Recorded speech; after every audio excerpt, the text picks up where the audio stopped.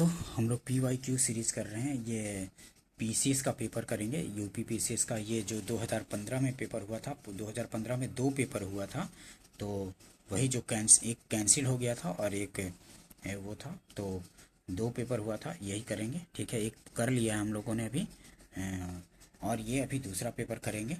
ये जो भी मतलब PCS या IAS में क्वेश्चन, जो आस्क क्वेश्चन होते हैं, वो रिपीट भी होते रहते हैं। PCS में भी, किसी भी स्टेट में हो, वो यूपी हो, उत्तराखंड हो, राजस्थान हो, MP हो, बिहार हो, सारे PCS में पूछे जाते रहते हैं, रिपीट होते रहते हैं। और जनरल कंपटीशन, जहाँ भी सामान्य अध्ययन से क्वेश्चन पूछे जाते हैं, उसके लिए महत्वपूर्ण होते हैं। ठीक है दोस्तों, और साथ में जो शिक्षक भर्ती का एग्ज़ाम होता है, जैसे BPSC के थ्रू जो TRE 4 का भी एग्ज़ाम होगा, उसके लिए भी काफ़ी महत्वपूर्ण होगा। और जो अदर स्टेट में भी जो शिक्षक के भर्ती होंगे, उसके लिए भी इम्पॉर्टेंट होंगे। और BSSC ग्रेजुएट लेवल जो CGL 4 होने वाला है, उसके लिए भी, और इंटर लेवल के लिए भी, एवं बिहार दरोगा या यूपी में भी जो SI का एग्ज़ाम होता है, उसके लिए भी काफ़ी महत्वपूर्ण होंगे। ठीक है, क्योंकि सामान्य अध्ययन से जहाँ भी क्वेश्चन पूछे जाएंगे, तो आसपास से ही क्वेश्चन आते हैं। ठीक है, और एक आइडिया भी मिल जाता है। चलिए स्टार्ट करते हैं।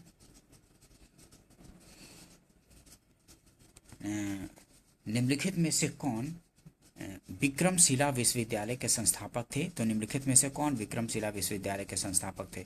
गोपाल, धर्मपाल, देवपाल, महिपाल। तो धर्मपाल जो थे, वो विक्रमशिला विश्वविद्यालय के संस्थापक थे। बी आंसर हो जाएगा। ध्यान रखेंगे, काफ़ी बार रिपीट होता है कि विक्रमशिला विश्वविद्यालय के संस्थापक कौन थे। तो पाल वंश के धर्मपाल थे। ठीक है, धर्मपाल जो थे, वही विक्रमशिला विश्वविद्यालय के संस्थापक थे। नेक्स्ट क्वेश्चन देखेंगे। निम्नलिखित में से किसने भारत में स्वर्ण सिक्कों का प्रचलन नियमित उपयोग के लिए किया था? तो वो थे विम कर्फिसेस। निम्नलिखित में से किसने भारत में स्वर्ण सिक्कों का प्रचलन नियमित उपयोग के लिए किया था? तो विम कर्फिसेस जो थे, वो स्वर्ण सिक्कों का प्रचलन नियमित उपयोग के लिए किया था। ए आंसर हो जाएगा। कुजूल कटफिसस के बाद एक्सप्लेनेशन देखते हैं। कुजूल कटफिसस के बाद कुषाण वंश में भीम कटफिसस शासक बना। भारत में सर्वप्रथम सोने के सिक्के भीम कटफिसस ने चलाए थे। वह भारत में कुषाण शक्ति का वास्तविक संस्थापक था। उसने सिक्कों पर एक तरफ यूनानी तथा दूसरी तरफ खरोष्ठी लिपि उत्कीर्ण की। वह शैव मतानुयायी था तथा उसने महेश्वर की उपाधि धारण की थी। ठीक है, तो स्वर्ण सिक्कों का प्रचलन नियमित उपयोग के लिए भीम कटफिसस ने ही चलाया था। ध्यान रखेंगे इसको। नेक्स्ट क्वेश्चन देखते हैं। निम्नलिखित अभिलेखों में से किसमें अशोक का नामोल्लेख मिलता है? तो अशोक का नामोल्लेख मिलता है गुर्जरा अभिलेख में। ध्यान रखेंगे, गुर्जरा अभिलेख में अशोक का नामोल्लेख मिलता है। ए आंसर हो जाएगा। मौर्य राजवंश के सम्राट अशोक द्वारा प्रवर्तित कुल 40 से अधिक अभिलेख प्राप्त हुए हैं। अशोक शिलालेखों, स्तंभ लेखों व गुहा लेखों के द्वारा जनता को संबोधित करने वाला प्रथम शासक था। मास्की, गुर्जरा, नेटूर तथा उदयगोलम के लेखों में अशोक का नाम मिलता है। ठीक है, अशोक का नाम किसके किसमें? तो मास्की, गुर्जरा, नेटूर तथा उदयगोलम के लेखों में मिलता है। नेक्स्ट क्वेश्चन देखते हैं। सुप्रसिद्ध मध्यकालीन संत शंकरदेव संबंधित थे? तो शंकरदेव संबंधित थे वैष्णव संप्रदाय से। बी आंसर हो जाएगा। सुप्रसिद्ध मध्यकालीन संत शंकरदेव संबंधित थे वैष्णव संप्रदाय से। ठीक है, ध्यान रखेंगे। नेक्स्ट क्वेश्चन देखते हैं। चंगेज खान का मूल नाम क्या था? तो चंगेज खान का मूल नाम था तेमुजीन। चंगेज खान का मूल नाम था तेमुजीन। सी आंसर हो जाएगा। नेक्स्ट क्वेश्चन देखते हैं। निम्नलिखित में से कौन त्रिकोणात्मक संघर्ष का हिस्सा नहीं था? तो पाल, प्रतिहार, राष्ट्रकूट तो थे, लेकिन चोल नहीं था त्रिकोणात्मक संघर्ष का हिस्सा। डी आंसर हो जाएगा। त्रिकोणात्मक संघर्ष के हिस्सा कौन कौन थे? तो प्रतिहार भी था, पाल भी और राष्ट्रकूट भी थे, लेकिन चोल नहीं थे। ठीक है, डी आंसर हो जाएगा। नेक्स्ट क्वेश्चन देखते हैं। परम भागवत उपाधि धारण करने वाला प्रथम गुप्त शासक कौन था? तो परम भागवत उपाधि धारण करने वाला प्रथम गुप्त शासक चंद्रगुप्त द्वितीय थे। ठीक है, परम भागवत उपाधि धारण करने वाला प्रथम गुप्त शासक था चंद्रगुप्त द्वितीय। काफी बार रिपीट होता है कि परम भागवत उपाधि धारण करने वाला प्रथम गुप्त शासक कौन था, तो चंद्रगुप्त द्वितीय था। सी आंसर हो जाएगा। चंद्रगुप्त द्वितीय 375 से 415 ईस्वी समुद्रगुप्त के पश्चात सिंहासन पर बैठा था, परंतु इस बीच में एक कमजोर शासक रामगुप्त के अस्तित्व का भी पता चलता है। चंद्रगुप्त द्वितीय इतिहास में विक्रमादित्य के नाम से प्रसिद्ध है। चंद्रगुप्त द्वितीय ने शकों पर विजय प्राप्त की, जिसके बाद गुप्त साम्राज्य एक शक्तिशाली राज्य बन गया। चंद्रगुप्त द्वितीय ने विक्रमांक चंद्रगुप्त द्वितीय ने क्या क्या उपाधि ली, विक्रमांक, विक्रमादित्य, परम भागवत आदि उपाधियां धारण की थी। ठीक है, तो परम भागवत की उपाधि किसने, सर्वप्रथम तो चंद्रगुप्त द्वितीय ने धारण की थी, ध्यान रखेंगे। नेक्स्ट क्वेश्चन देखते हैं, हाली पद्धति संबंधित है, तो हाली पद्धति संबंधित है बंधुआ मजदूरी से। ठीक है, बंधुआ मजदूर से संबंधित है हाली पद्धति, ए आंसर हो जाएगा। ठीक है, ए आंसर होगा, हाली पद्धति संबंधित है बंधुआ मजदूर से।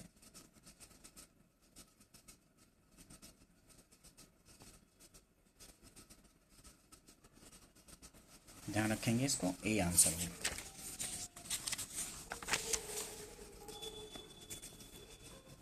नेक्स्ट क्वेश्चन देखते हैं, अखिल भारतीय किसान सभा के संस्थापक अध्यक्ष कौन थे, तो अखिल भारतीय किसान सभा के संस्थापक अध्यक्ष थे स्वामी सहजानंद सरस्वती। ठीक है, स्वामी सहजानंद सरस्वती थे अखिल भारतीय किसान सभा के संस्थापक अध्यक्ष, बी आंसर हो जाएगा, ध्यान रखेंगे। स्वामी सहजानंद सरस्वती के नेतृत्व में बिहार में किसान सभा आंदोलन 1929 ईस्वी में प्रारंभ किया गया था। धीरे धीरे यह आंदोलन पूरे देश में फैल गया, जिसके परिणाम स्वरूप अखिल भारतीय किसान सभा का गठन स्वामी सहजानंद सरस्वती के द्वारा 1936 में किया गया।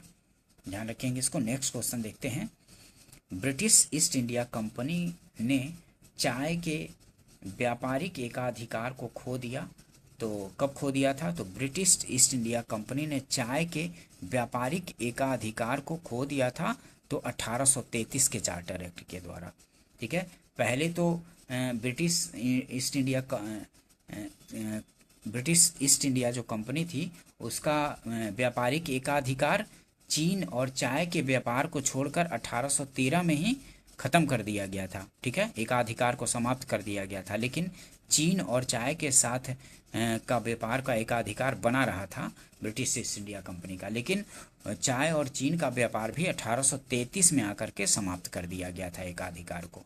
ठीक है, तो 1833 के चार्टर एक्ट द्वारा चाय के व्यापार को भी और चीन के साथ जो व्यापार होता था वो भी एकाधिकार समाप्त कर दिया गया था। ऐसे तो सारे व्यापार पे वो तो 1813 में ही किया गया था, लेकिन 1833 में चीन और चाय के साथ जो व्यापार पे छूट मिला था उसको भी समाप्त कर दिया गया 1833 के चार्टर एक्ट द्वारा। ध्यान रखेंगे इसको। 1833 के चार्टर एक्ट द्वारा कंपनी के चाय के व्यापारिक एकाधिकार को भारत व चीन से पूर्णतया समाप्त कर दिया गया था। इसके पूर्व 1813 के चार्टर एक्ट के द्वारा चाय और चीन के साथ व्यापार को छोड़कर ईस्ट इंडिया कंपनी के व्यापारिक एकाधिकार को समाप्त कर दिया गया था। ठीक है, वही बात है। नेक्स्ट क्वेश्चन देखते हैं, निम्नलिखित में से किसने Indian society of oriental arts की स्थापना की। Indian society of oriental art की स्थापना किसने की थी, तो अवनींद्रनाथ टैगोर ने की थी। निम्नलिखित में से किसने Indian society of oriental art की स्थापना की, तो किसने की थी, तो अवनींद्रनाथ टैगोर ने की थी। ध्यान रखेंगे, सी आंसर हो जाएगा। भारतीय राष्ट्रीय कांग्रेस के पहले अध्यक्ष कौन थे, तो भारतीय राष्ट्रीय कांग्रेस के पहले अध्यक्ष थे WC बनर्जी थे। व्योमेश चंद्र बनर्जी को बोलते थे, WC बनर्जी भी शॉर्ट में बोलते हैं। व्योमेश चंद्र बनर्जी भारतीय राष्ट्रीय कांग्रेस के पहले अध्यक्ष थे। काफी बार रिपीट होता है, सी आंसर होगा। ठीक है, कि भारतीय राष्ट्रीय कांग्रेस के पहले अध्यक्ष कौन थे, तो व्योमेश चंद्र बनर्जी। ध्यान रखेंगे इसको, हर बार किसी न किसी एग्जाम्स में रिपीट होते रहता है। नेक्स्ट क्वेश्चन देखते हैं, निम्नलिखित युगों में से कौन सुमेलित नहीं है, तो इनमें से सुमेलित नहीं है तो काकोरी षड्यंत्र प्रकरण 1924 का नहीं है, ये 1925 में हुआ था। ठीक है, काकोरी षड्यंत्र प्रकरण 1925 में हुआ था। हावड़ा षड्यंत्र प्रकरण 1910 में, सही है। विक्टोरिया षड्यंत्र प्रकरण 1914 में। लाहौर षड्यंत्र प्रकरण 1916, 1930, लेकिन काकोरी षड्यंत्र प्रकरण 1925 में हुआ था, 1924 में नहीं। तो डी आंसर हो जाएगा, यही सुमेलित नहीं है। ठीक है, ध्यान रखेंगे। देखिए, हावड़ा षड्यंत्र प्रकरण 1910 का, विक्टोरिया षड्यंत्र प्रकरण 1914 का, और लाहौर षड्यंत्र प्रकरण 1916 और 1931 का है। ध्यान रखेंगे, 1930 यहाँ दिया है, 1931 का है, 1916 और 1931 का, और काकोरी षड्यंत्र प्रकरण 1925 का है। ठीक है, ध्यान रखेंगे, काकोरी षड्यंत्र प्रकरण 1925 का काफी बार रिपीट होता है। नेक्स्ट क्वेश्चन देखते हैं, निम्नलिखित युग्म में से कौन सुमेलित नहीं है? इनमें से सुमेलित नहीं पूछ रहा है। तो land holders society of Bengal 1938 में स्थापित किया गया था। Land holders society of Bengal 1838 में। ठीक है, 44 में नहीं। ठीक है, ध्यान रखेंगे, 1838 में स्थापित किया गया था land holder society of Bengal का, 1838 ईस्वी में। बाकी Asiatic society of Bengal 1884, Asiatic society of Bengal 1884 में, एशियाटिक सोसाइटी ऑफ बम्बे 1804 में, और royal Asiatic society of great Britain 1813 में स्थापित किया गया था। लेकिन land holder society of Bengal कब स्थापित किया गया था? तो 1838 में। काफ़ी बार रिपीट होता है, लैंड होल्डर सोसाइटी वाला तो काफ़ी बार पूछा जाता है, और ये भी एशियाटिक सोसाइटी ऑफ बंगाल 1884 वाला, ये 1784 वाला। ठीक है, Asiatic society of Bengal 1784। Next question देखते हैं, विवेकानंद ने शिकागो में आयोजित पार्लियामेंट ऑफ वर्ल्ड रिलीजन में भाग लिया था। कब लिया था? तो 1893 ईस्वी में लिया था। ठीक है, विवेकानंद ने शिकागो में आयोजित पार्लियामेंट ऑफ वर्ल्ड रिलीजन में भाग लिया था 1893 में। सी आंसर हो जाएगा, ध्यान रखेंगे इसको। स्वामी विवेकानंद ने 1893 में शिकागो में आयोजित पार्लियामेंट ऑफ वर्ल्ड रिलीजन्स में भारत व हिंदुत्व का प्रतिनिधित्व किया था। यह सम्मेलन 11 से 27 सितंबर 1893 को आयोजित किया गया था। नेक्स्ट क्वेश्चन देखते हैं, 1905 में क्रांतिकारी संगठन अभिनव भारत संगठित किया गया था। तो कहाँ संगठित किया गया था? तो महाराष्ट्र में संगठित किया गया था। 1905 में क्रांतिकारी संगठन अभिनव भारत संगठित किया गया था महाराष्ट्र में। डी आंसर हो जाएगा। देखिए, एक्सप्लेनेशन देखते हैं।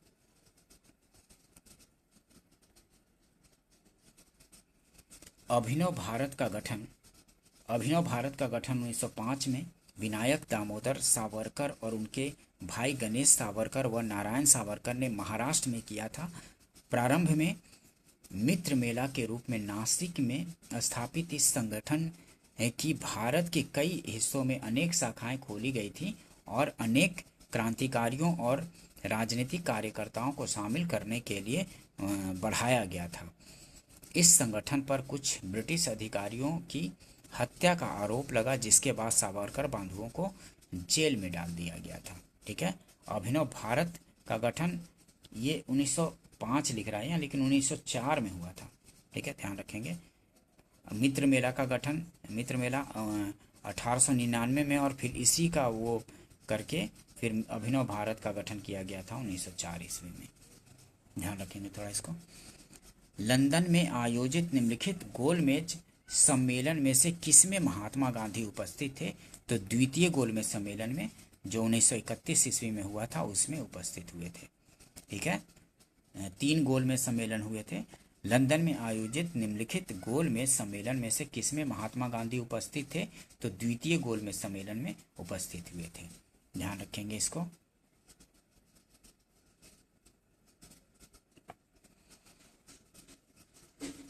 नेक्स्ट क्वेश्चन देखेंगे, निम्नलिखित में से किस अधिवेशन में कांग्रेस ने पहली बार भारतीय रियासत के प्रति अपनी नीति घोषित की थी? तो नागपुर अधिवेशन में की थी, ये आंसर हो जाएगा। निम्नलिखित में से किस अधिवेशन में कांग्रेस ने पहली बार भारतीय रियासतों के प्रति अपनी नीति घोषित की थी? तो नागपुर अधिवेशन में अपनी नीति घोषित की थी, ये आंसर हो जाएगा। नागपुर में हुए 35वें कांग्रेस अधिवेशन दिसंबर 1920 में कांग्रेस ने पहली बार रियासतों के प्रति अपनी नीति से घोषणा की थी। ठीक है, पहली बार रियासतों के प्रति अपनी नीति की घोषणा की थी। इस सम्मेलन की अध्यक्षता विजय राघवाचारी ने की थी तथा इस सम्मेलन में ही कांग्रेस सदस्यता ग्रहण करने हेतु न्यूनतम आयु 21 वर्ष कर दी गई थी। ध्यान रखेंगे इसको। नेक्स्ट क्वेश्चन देखते हैं। राजा जनता के लिए बने हैं, जनता राजा के लिए नहीं बनी है। राष्ट्रीय आंदोलन के दौरान निम्नलिखित में से किसने यह वक्तव्य दिया था? तो ये दिया था दादा भाई नौरोजी ने। ठीक है, राजा जनता के लिए बने हैं, जनता राजा के लिए नहीं बनी है। राष्ट्रीय आंदोलन के दौरान निम्नलिखित में से किसने यह वक्तव्य दिया था? तो दादा भाई नौरोजी ने दिया था। यह कथन भारतीय राजनीति में grand old man of India, grand old man जिनको दादा भाई नौरोजी को ही ग्रैंड ओल्ड मैन कहा जाता था, कहे जाने वाले दादा भाई नौरोजी ने कहा था ये वक्तव्य। ठीक है, ध्यान रखेंगे। नेक्स्ट क्वेश्चन देखते हैं। बंकिम चंद्र चटर्जी के प्रसिद्ध उपन्यास आनंद मठ का कथानक आधारित है? तो सन्यासी विद्रोह पर आधारित है, डी आंसर हो जाएगा। ये भी काफी रिपीट होता है कि बंकिम चंद्र चटर्जी के प्रसिद्ध उपन्यास आनंद मठ का कथानक आधारित है, तो सन्यासी विद्रोह पर आधारित है, डी आंसर होगा। नेक्स्ट क्वेश्चन देखेंगे।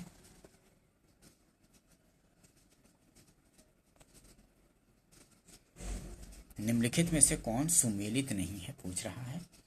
तो S.A. जिन्ना खिलाफत आंदोलन ये सुमेलित नहीं है। बाकी मोतीलाल नेहरू रिपोर्ट ये सुमेलित है। ठीक है, कौन सुमेलित नहीं है? तो नेहरू रिपोर्ट से मोतीलाल नेहरू जुड़े हुए थे। चंपारण आंदोलन से M.K. गांधी, महात्मा गांधी जुड़े हुए थे। फॉरवर्ड ब्लॉक से सुभाष चंद्र बोस, S.C. बोस जुड़े हुए थे। खिलाफत आंदोलन से S.A. जिन्ना जो थे नहीं जुड़े हुए थे खिलाफत आंदोलन से। ध्यान रखेंगे, डी आंसर हो जाएगा। S.A. जिन्ना जो थे मुस्लिम लीग से जुड़े हुए थे, खिलाफत आंदोलन से नहीं जुड़े हुए थे। ध्यान रखेंगे, तो डी ही जो है सुमेलित नहीं होगा, डी आंसर हो जाएगा। देखिए, मोतीलाल नेहरू रिपोर्ट से जुड़े हुए थे, M.K. गांधी चंपारण आंदोलन, फॉरवर्ड ब्लॉक सुभाष चंद्र बोस, लेकिन मुस्लिम लीग से जुड़े हुए थे S.A. जिन्ना। खिलाफत आंदोलन से जुड़े प्रमुख व्यक्ति मोहम्मद अली और शौकत अली थे। जिन्ना ने महात्मा गांधी द्वारा खिलाफत को समर्थन देने का विरोध किया था। ध्यान रखेंगे कि जिन्ना ने महात्मा गांधी द्वारा खिलाफत आंदोलन को समर्थन देने का विरोध किया था। ध्यान रखेंगे इसको। नेक्स्ट क्वेश्चन देखते हैं। निम्नलिखित में से कहाँ सदाबहार वन पाया जाता है? तो सदाबहार वन जो पाया जाता है पश्चिमी घाट पर पाया जाता है। ठीक है, मालवा पठार, पूर्वी घाट, पश्चिमी घाट, छोटा नागपुर पठार, तो पश्चिमी घाट पर पाया जाता है। निम्नलिखित में से कहाँ सदाबहार वन पाया जाता है? तो पश्चिमी घाट पर, सी आंसर होगा। नेक्स्ट क्वेश्चन देखेंगे। भारत के किस राज्य में गन्ने की खेती के अंतर्गत सबसे अधिक भूमि है? तो गन्ने की खेती के अंतर्गत सबसे अधिक भूमि कहाँ है? उत्तर प्रदेश में। अभी भी उत्तर प्रदेश ही बना हुआ है। ध्यान रखेंगे इसको कि भारत के किस राज्य में गन्ने की खेती के अंतर्गत सबसे अधिक भूमि है? तो उत्तर प्रदेश में, बी आंसर हो जाएगा। और सबसे ज़्यादा उत्पादन भी गन्ना का भी और चीनी का भी उत्तर प्रदेश में ही होता है। और दूसरे नंबर पर कौन है? तो महाराष्ट्र है। ठीक है, पहले नंबर पर यूपी है, दूसरे नंबर पर महाराष्ट्र है। ध्यान रखेंगे इसको।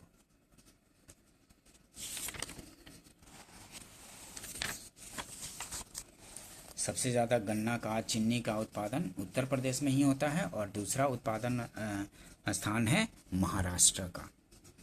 नेक्स्ट क्वेश्चन देखते हैं। निम्नलिखित झीलों में से किसका अचानक प्रस्फोट जून 2013 में मंदाकिनी नदी की त्वरित बाढ़ के प्रमुख कारकों में से एक था, तो केदार ये चोराबाड़ी झील था।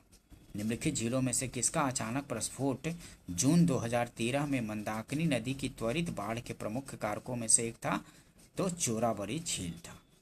ध्यान रखेंगे इसको, ए आंसर हो जाएगा। नेक्स्ट क्वेश्चन देखते हैं। भारत के आधे से अधिक सोयाबीन का उत्पादन प्राप्त होता है कहाँ? तो मध्य प्रदेश से होता है। भारत में आधे से अधिक सोयाबीन का उत्पादन प्राप्त होता है मध्य प्रदेश से, ए आंसर होगा। नेक्स्ट क्वेश्चन देखते हैं।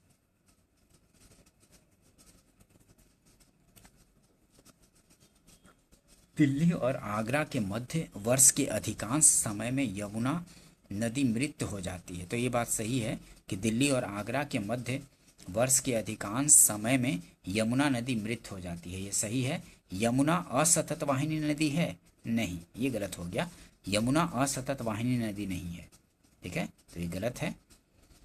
यहाँ बोल रहा है कि यमुना असतत वाहिनी नदी है, लेकिन ऐसा नहीं है, असतत वाहिनी नदी नहीं है, तो ये गलत है। तो ए सही परंतु आर गलत है, ठीक है, तो सी आंसर हो जाएगा। ए सही परंतु आर गलत है। नेक्स्ट क्वेश्चन देखते हैं। निम्नलिखित में से कौन भारत में ज्वालामुखी नदी है? तो ज्वालामुखी नदी कौन है? तो बैरन द्वीप जो है, little Andaman, little Nicobar, great Nicobar, तो बैरन द्वीप जो है ये ज्वालामुखी द्वीप है। ध्यान रखेंगे, काफ़ी बार पूछा जाता है। निम्नलिखित में से कौन भारत में ज्वालामुखी द्वीप है? ज्वालामुखी द्वीप, तो बैरन द्वीप जो है ज्वालामुखी द्वीप है, डी आंसर हो जाएगा। नेक्स्ट क्वेश्चन देखेंगे। निम्नलिखित बांधों में से कौन बेतवा नदी पर बनाया गया है? तो राजघाट बांध जो है बेतवा नदी पर बनाया गया है, डी आंसर हो जाएगा। निम्नलिखित बांधों में से कौन बेतवा नदी पर बनाया गया है? तो राजघाट बांध जो है बेतवा नदी पर बनाया गया है, डी आंसर हो जाएगा। नेक्स्ट क्वेश्चन देखते हैं। निम्नलिखित नदियों में से किसको दक्षिण की गंगा कहा जाता है? तो दक्षिण की गंगा कावेरी नदी को कहा जाता है, ठीक है, कावेरी नदी को दक्षिण की गंगा कहा जाता है। शिव समुद्रम जलप्रपात कावेरी नदी पर है, ठीक है, तो दक्षिण की गंगा कावेरी को कहा जाता है, ध्यान रखेंगे, ये आंसर हो जाएगा।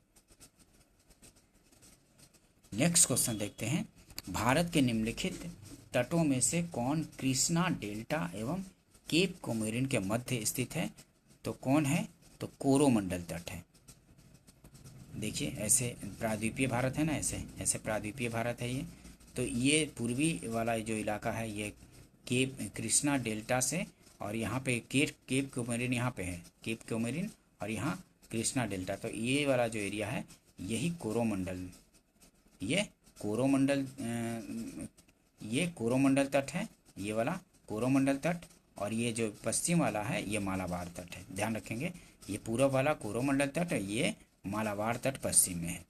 तो यही पूछ रहा है कि भारत के निम्नलिखित तटों में से कौन कृष्णा डेल्टा एवं केप कोमोरिन के मध्य स्थित है? तो केप कोमोरिन यहाँ पे है और ये कृष्णा डेल्टा यहाँ पे, तो ये यही बोला जाता है कोरोमंडल तट, ध्यान रखेंगे इसको। और इधर जो है पश्चिम में ये मालाबार तट है। नेक्स्ट क्वेश्चन देखेंगे। निम्नलिखित में से कौन विश्व का सबसे ऊंचा ज्वालामुखी पर्वत है? तो विश्व का सबसे ऊंचा ज्वालामुखी पर्वत है माउंट कोटोपैक्सी है। निम्नलिखित में से कौन विश्व का सबसे ऊंचा ज्वालामुखी पर्वत है? तो माउंट कोटोपैक्सी जो है सबसे ऊंचा ज्वालामुखी पर्वत है, माउंट कोटोपैक्सी, डी आंसर हो जाएगा।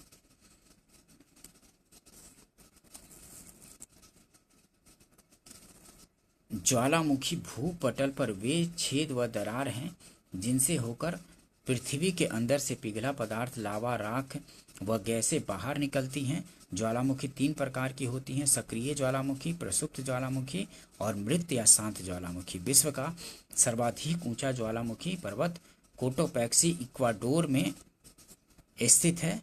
इसकी ऊंचाई लगभग 19,613 फीट है। स्ट्रोम्बोली विश्व का सर्वाधिक सक्रिय ज्वालामुखी है। इसे भूमध्य सागर का प्रकाश स्तंभ भी कहा जाता है। किसको? तो स्ट्रोम्बोली जो है विश्व का सर्वाधिक सक्रिय ज्वालामुखी है। इसे भूमध्य सागर का प्रकाश स्तंभ भी कहा जाता है। काफी बार रिपीट होता है, ध्यान रखेंगे इसको। स्ट्रोम्बोली को भूमध्य सागर का प्रकाश स्तंभ कहा जाता है। नेक्स्ट क्वेश्चन देखते हैं, निम्नलिखित में से किसको पर्ल ऑफ साइबेरिया कहा जाता है? तो पर्ल ऑफ साइबेरिया कहा जाता है किसको? तो बैकाल झील को कहा जाता है।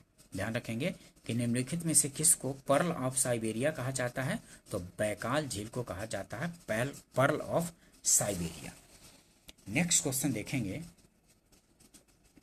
निम्नलिखित में से किस उद्योग की अवस्थिति के लिए कच्चे माल की उपलब्धि मूल कारक नहीं है? तो इलेक्ट्रॉनिक्स की। ठीक है, कच्चे माल की उपलब्धि मूल कारक नहीं है तो इलेक्ट्रॉनिक्स के लिए सी आंसर हो जाएगा। निम्नलिखित में से किस उद्योग की अवस्थिति के लिए कच्चे माल की उपलब्धि मूल कारक नहीं है? तो इलेक्ट्रॉनिक्स की। ठीक है, इलेक्ट्रॉनिक्स के लिए, इलेक्ट्रॉनिक्स उद्योग के लिए कच्चे माल की उपलब्धि मूल कारक नहीं है। नेक्स्ट क्वेश्चन देखते हैं, निम्नलिखित में से कौन युग्म सुमेलित नहीं है? इनमें से कौन सुमेलित नहीं है? तो एड्रियाटिक सागर की रानी जो है, एड्रियाटिक सागर की रानी रोम, ये नहीं सुमेलित है। लॉरेन कोयला क्षेत्र फ्रांस में, लॉरेन कोयला क्षेत्र फ्रांस में, ये सही है। वेस्ट मिडलैंड्स बर्मिंघम में और टूला रूस में। एड्रियाटिक सागर की रानी वेनिस को बोला जाता है। ठीक है, एड्रियाटिक सागर की रानी वेनिस। नेक्स्ट क्वेश्चन देखते हैं, ज्वालामुखी और देश। ठीक है, ज्वालामुखी और देश से संबंधित क्वेश्चन देखेंगे। तो ज्वालामुखी सबनकाया ज्वालामुखी कहाँ है? तो सबनकाया ज्वालामुखी पेरू में है। सबनकाया पेरू में। ठीक है, सबनकाया ज्वालामुखी पेरू में। और माउंट एटना कहाँ है? तो माउंट एटना है इटली में। माउंट एटना कहाँ है? इटली में। और कोलीमा कहाँ है? तो कोलीमा है मैक्सिको में। ध्यान रखेंगे, कोलीमा मैक्सिको में। और मेरापी कहाँ है? तो इंडोनेशिया में है। ठीक है, मेरापी इंडोनेशिया में। तो ए का दूसरा, बी का पहला, सी का चौथा और डी का तीसरा हो जाएगा। ठीक है, तो सी आंसर हो जाएगा। ठीक है, सी 2 1 4 3। देखिए एक बार फिर से देख लेते हैं इसको ताकि ध्यान में आ जाए। सबनकाया कहाँ है? सबनकाया ज्वालामुखी पेरू में है। सबनकाया कहाँ है? पेरू में है। माउंट एटना इटली में है। ये काफ़ी बार पूछा जाता है माउंट एटना, ध्यान रखेंगे इसको। माउंट एटना काफ़ी बार रिपीट हो जाता है, इटली में। कोलीमा कहाँ? मैक्सिको में। मेरापी इंडोनेशिया में, ये भी रिपीट होता है काफ़ी। मेरापी कहाँ? इंडोनेशिया में। नेक्स्ट क्वेश्चन देखते हैं, निम्नलिखित देशों में से किसकी समुद्र तट रेखा सर्वाधिक लंबी है? तो इनमें भारत, कनाडा, ऑस्ट्रेलिया, ब्राज़ील। तो इनमें किसकी समुद्र तट रेखा सर्वाधिक लंबी है? तो कनाडा की है। ठीक है, ये भी काफ़ी बार पूछा जाता है। निम्नलिखित देशों में से किसकी समुद्र तट रेखा सर्वाधिक लंबी है? तो कनाडा की है। समुद्र तट तथा समुद्री किनारे के मध्य स्थित सीमा समुद्र तट रेखा कहलाती है। विश्व में सबसे लंबी तट रेखा वाला देश कनाडा है। ठीक है, ये विश्व में सबसे लंबी तट रेखा वाला देश कनाडा है। ये ध्यान रखेंगे, काफी बार रिपीट होता है। इसकी तट रेखा 2,02,080 किलोमीटर लंबी है। ठीक है, ध्यान रखेंगे इसे। नेक्स्ट क्वेश्चन देखते हैं, निम्नलिखित युगों में से कौन सुमेलित नहीं है? तो इनमें से कौन सुमेलित नहीं है? तो फाइव फ्लावर झील सिचुआन चीन में है, मंगोलिया में नहीं, यही सुमेलित नहीं है। बॉयलिंग झील ये डोमिनिका में है। बॉयलिंग झील कहाँ? डोमिनिका में। रेड लेगून बोलीविया में। ग्रेट स्लैब झील कनाडा में। फाइव फ्लावर झील ये सिचुआन चीन में है, मंगोलिया में नहीं है। बी आंसर हो जाएगा। नेक्स्ट क्वेश्चन देखते हैं, निम्नलिखित प्रजातीय वर्गों में से किससे उत्तरी अमेरिका के मूल निवासी संबंधित हैं? तो उत्तरी अमेरिका के मूल निवासी मंगोलाइड से संबंधित है। ध्यान रखेंगे, उत्तरी अमेरिका के मूल निवासी संबंधित है किससे? तो मंगोलाइड से। ठीक है, उत्तरी अमेरिका के मूल निवासी मंगोलाइड से संबंधित है। उत्तरी अमेरिका के मूल निवासी मंगोलाइड प्रजाति से संबंधित है। नेक्स्ट क्वेश्चन देखते हैं, निम्नलिखित देशों में से कौन सा बॉक्साइट का सर्वाधिक उत्पादक है? तो ऑस्ट्रेलिया जो है बॉक्साइट का सर्वाधिक उत्पादक देश है। बी आंसर हो जाएगा। ठीक है, बॉक्साइट का सर्वाधिक उत्पादक ऑस्ट्रेलिया है। नेक्स्ट क्वेश्चन देखते हैं, विश्व में यूरेनियम का बृहत्तम भंडार कहाँ है? तो बृहत्तम भंडार ऑस्ट्रेलिया हो जाएगा ना। यूरेनियम का बृहत्तम भंडार ऑस्ट्रेलिया है। ठीक है, ए आंसर हो जाएगा। विश्व में यूरेनियम का बृहत्तम भंडार, ठीक है, पूछ रहा है कि विश्व में यूरेनियम का बृहत्तम भंडार पाया जाता है तो ऑस्ट्रेलिया में पाया जाता है। ए आंसर हो जाएगा। ध्यान रखेंगे इसको, काफ़ी बार यूरेनियम के बारे में पूछा जाता है कि विश्व में यूरेनियम का बृहत्तम भंडार कहाँ पाया जाता है? तो ऑस्ट्रेलिया में पाया जाता है।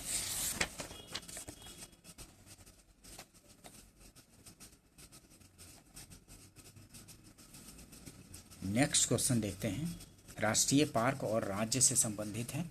ये भी राष्ट्रीय पार्क से मैच करने के लिए क्वेश्चन पूछे जाते हैं। ठीक है, तो दचीगाम राष्ट्रीय पार्क कहाँ है? तो दचीगाम जो है जम्मू कश्मीर में है। ध्यान रखेंगे, जम्मू कश्मीर में है। पापीकोंडा कहाँ है? तो पापीकोंडा जो है आंध्र प्रदेश में है, पापीकोंडा।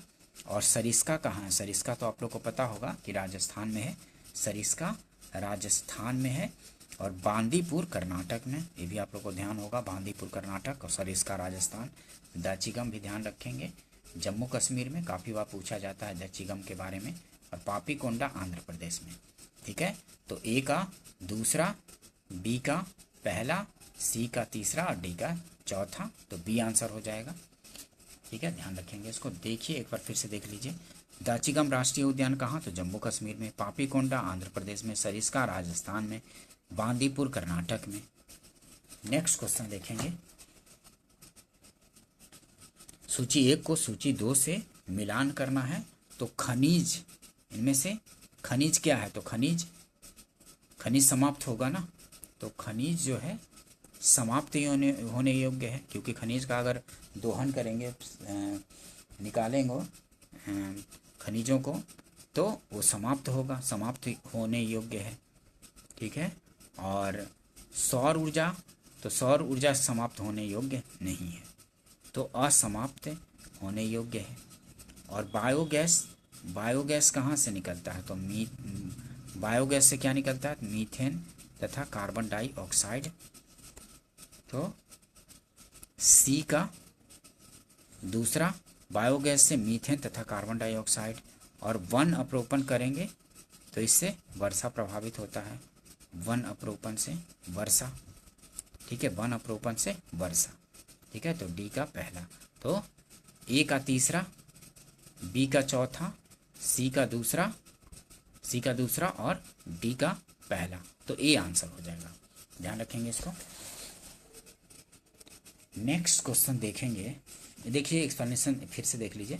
खनिज समाप्त होने योग्य है, सौर ऊर्जा असमाप्त होने योग्य है, बायोगैस मीथेन तथा कार्बन डाइऑक्साइड।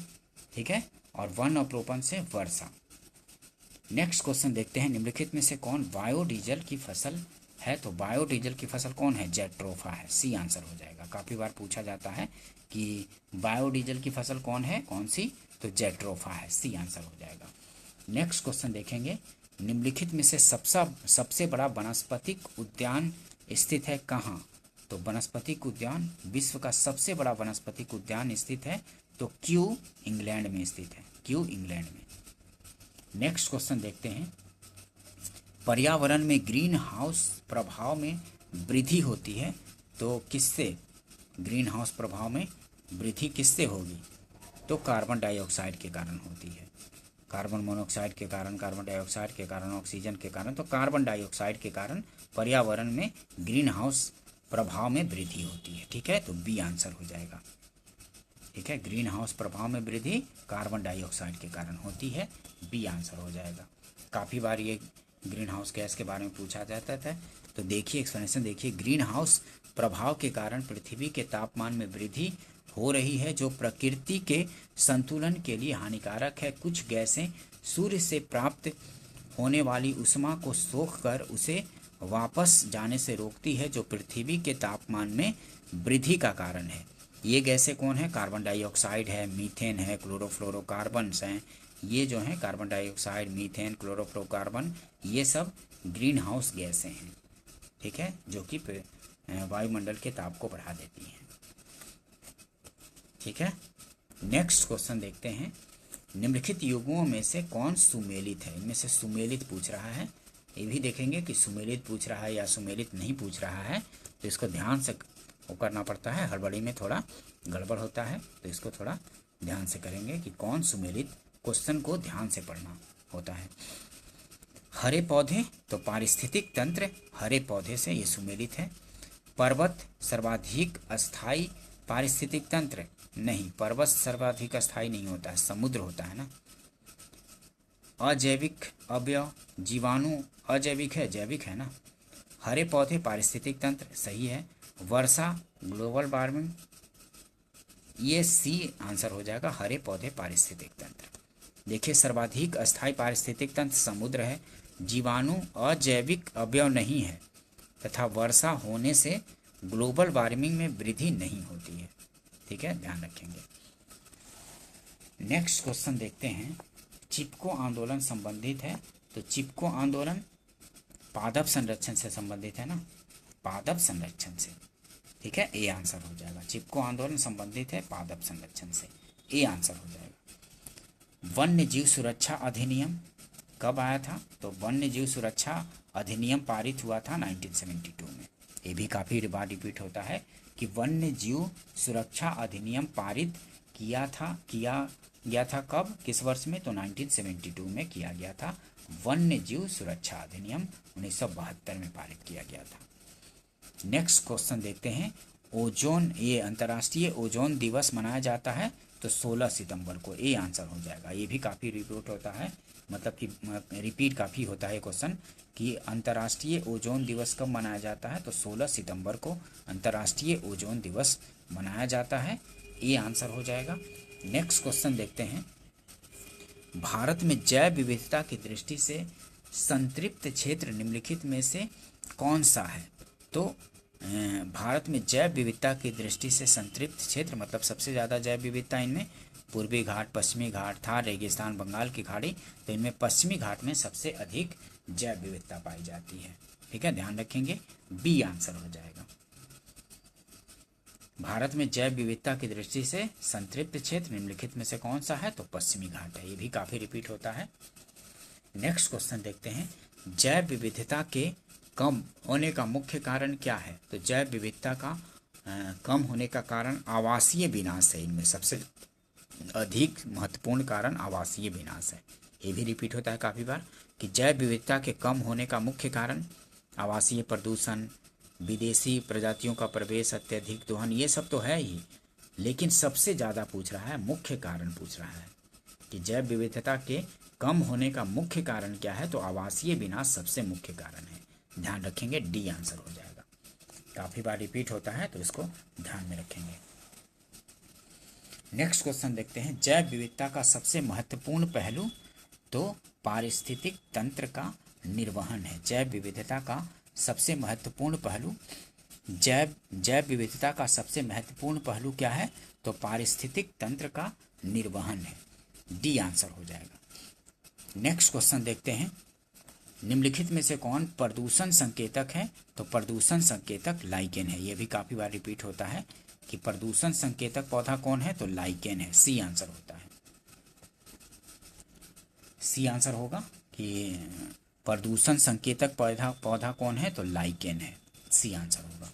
नेक्स्ट क्वेश्चन देखेंगे, निम्नलिखित ऊर्जा स्रोतों में से कौन सा पर्यावरण को स्वच्छ रखने के लिए सर्वोत्तम है? तो पर्यावरण को स्वच्छ रखने के लिए पेट्रोलियम उत्पाद, वन उत्पाद, नाभिकीय विखंडन, तो सौर सेल जो है ये सबसे सर्वोत्तम है पर्यावरण को स्वच्छ रखने के लिए, सौर सेल, डी आंसर हो जाएगा। इससे प्रदूषण कम फैलेगा, ठीक है, सौर सेल से। इसलिए पर्यावरण को स्वच्छ रखने के लिए सर्वोत्तम है तो सौर सेल है, डी आंसर होगा। नेक्स्ट क्वेश्चन देखेंगे।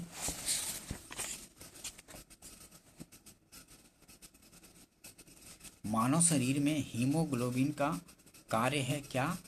तो मानव शरीर में हीमोग्लोबिन का कार्य है ऑक्सीजन का परिवहन करना, ए आंसर हो जाएगा। मानव शरीर में हीमोग्लोबिन का कार्य है ऑक्सीजन का परिवहन करना, ए आंसर होगा।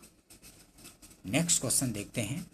ब्लैक होल की जानकारी सर्वप्रथम दी थी, तो एस चंद्रशेखर ने दी थी ब्लैक होल की जानकारी सर्वप्रथम, सी आंसर हो जाएगा। ब्लैक होल की जानकारी सर्वप्रथम दी थी किसने? तो एस चंद्रशेखर ने दी थी, सी आंसर होगा। नेक्स्ट क्वेश्चन देखते हैं।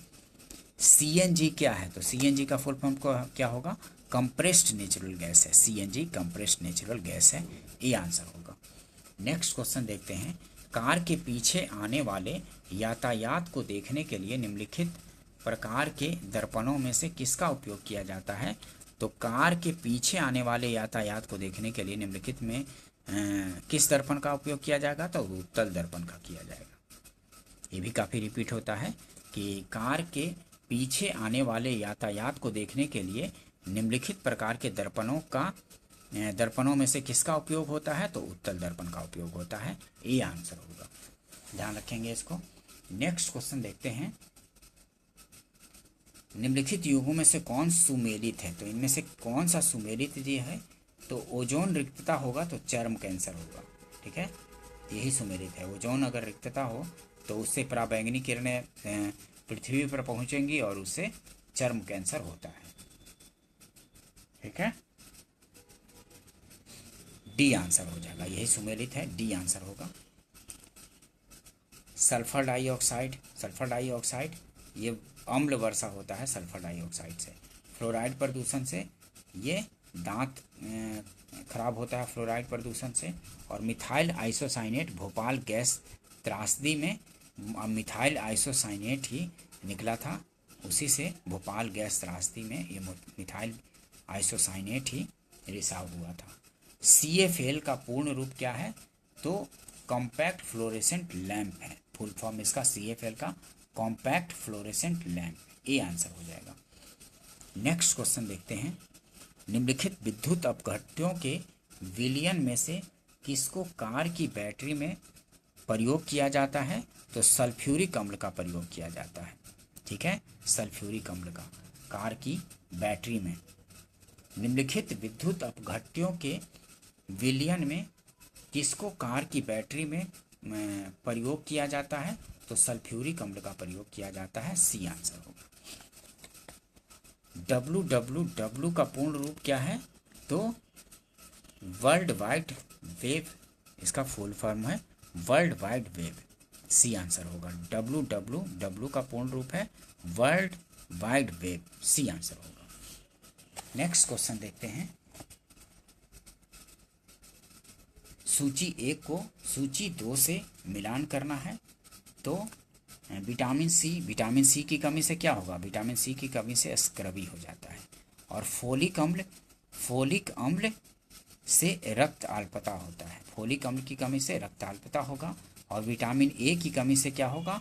तो विटामिन ए की कमी से रतौंधी होगा। और विटामिन B1 की कमी से बेरी होगा, ठीक है, ए का चौथा, बी का तीसरा, सी का पहला और डी का दूसरा, ए आंसर हो जाएगा।